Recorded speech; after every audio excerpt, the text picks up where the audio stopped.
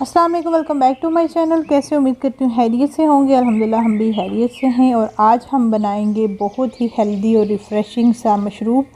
आज हम बनाएंगे जो कि सत्तू का शरबत, जो कि बहुत ज़्यादा फ़ायदेमंद है और गर्मी के मौसम में बहुत ज़्यादा हेल्दी और रिफ़्रेशिंग ड्रिंक है और बनाने में भी बहुत ही आसान है। तो रेसिपी को करते हैं स्टार्ट।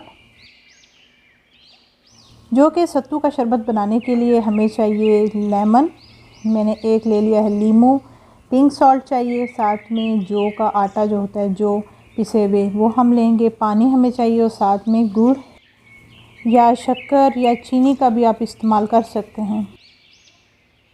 और यहाँ पे मैंने एक गुड़ का पीस ले लिया है, जितना मैंने शरबत बनाना है उस हिसाब से।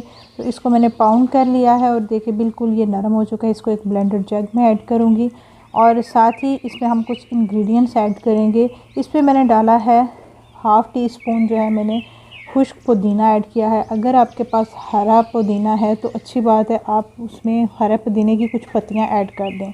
और इसमें हम ऐड करेंगे 1 गिलास पानी। मैं 2 गिलास सत्तू बना रही हूँ तो 1 गिलास अभी मैं ऐड करूँगी। और साथ ही इसमें 1 टीस्पून मैं डाल दूँगी पिंक सॉल्ट। और जग को कवर करके हम इसको अच्छी तरह से ब्लेंड कर लेंगे ताकि गुड़ अच्छी तरह से पानी में मिक्स हो जाए। और ये अच्छी तरह से ब्लेंड हो गया और देखें कि बहुत अच्छा इसका कलर आया है। अगर फ्रेश पुदीना होगा तो और ज़्यादा जो है ये इसका कलर थोड़ा सा आपको रिफ़्रेशिंग सा लगेगा। तो इसको मैं अच्छी तरह से मिक्स कर लूँगी। अब हम इसमें कुछ और इंग्रेडिएंट्स ऐड करेंगे। लेमन जो है मैंने फ़्रेश लेमन लिया है, इसका एक स्लाइस जो है ना वो मैं अच्छी तरह से इसमें निचोड़ लूँगी।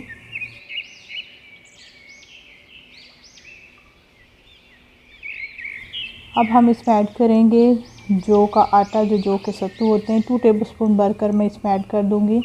और साथ ही इसमें आइस क्यूब हम ऐड करेंगे। और अब हम अच्छी तरह से इसको मिक्स कर लेंगे कि जो हमने इसके अंदर सत्तू डाले हैं वो अच्छी तरह से पानी में मिक्स हो जाए।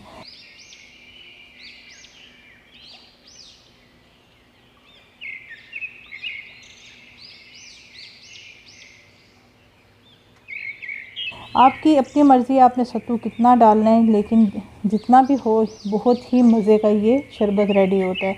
और ये देखेंगे इसका कलर भी इतना प्यारा, और ये जितना ठंडा होगा उतना ही पीने में ये मज़े का लगता है।